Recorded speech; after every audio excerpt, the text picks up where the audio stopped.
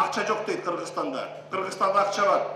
Жанагы 20 миллиардка кошуп коюңуз. Элдин бүгүнкү колундагы акча.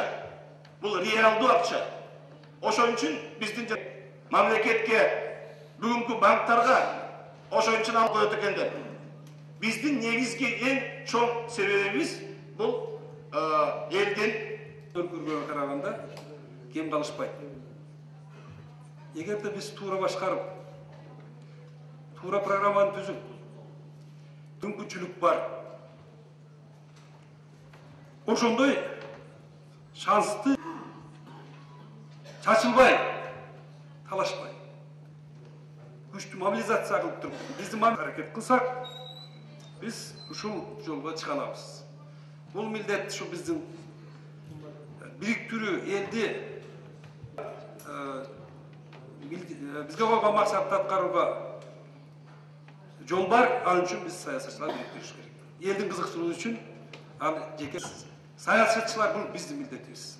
Ошон үчүн саясий реформаны биз сөзсүз жүрүшү керек. Ушул жагы кичине кечеңдеп атат. Муну элдин баары билет. Экинчиден, ошол убакта Бишкек шаары 65%-ын өзүнүн бюджетке берет. Ушул жагын 1 секундда урматтуу бардабыздар. Менин кесиптештерим менен толугу менен макул. Дүйнөдө тенденция ушундай азырчы.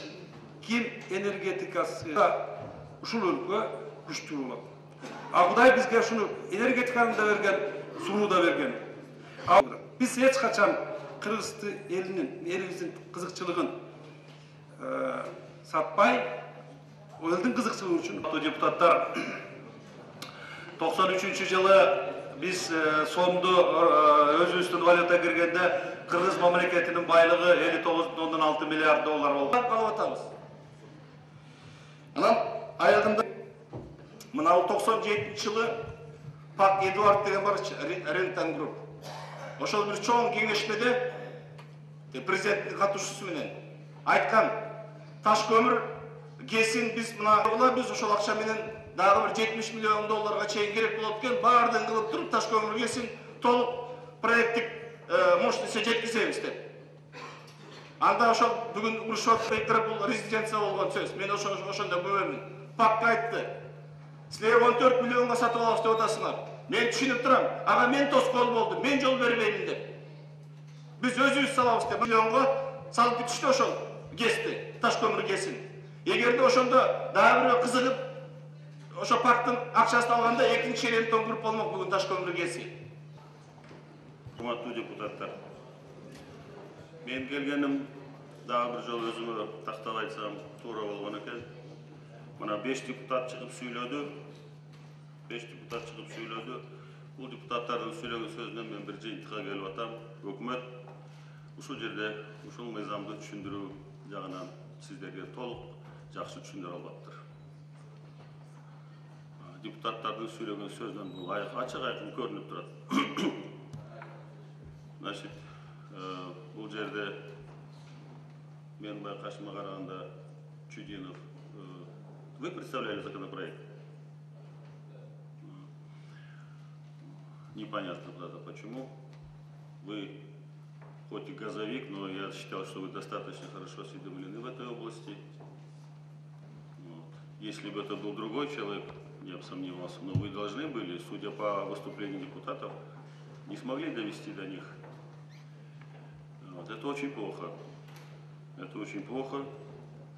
И зря столько времени потратили, получается, если до сих пор члены парламента не знают, а что же будет дальше. Я полностью поддерживаю, понимаю их беспокойство. Озу күйгөн айранды үйлөп ичет дегендей.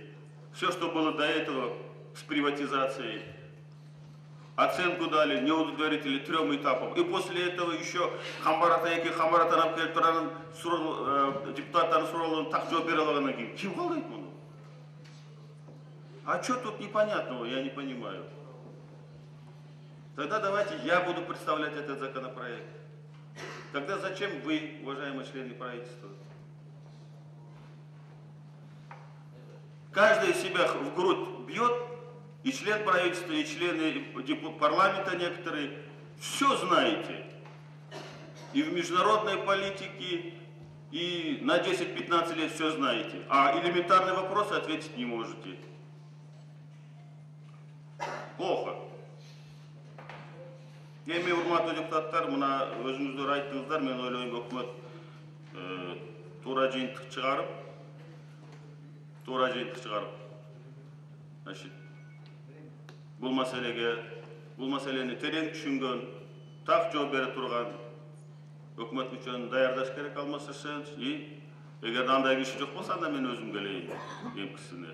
Бул бир. Эми могу жер парламент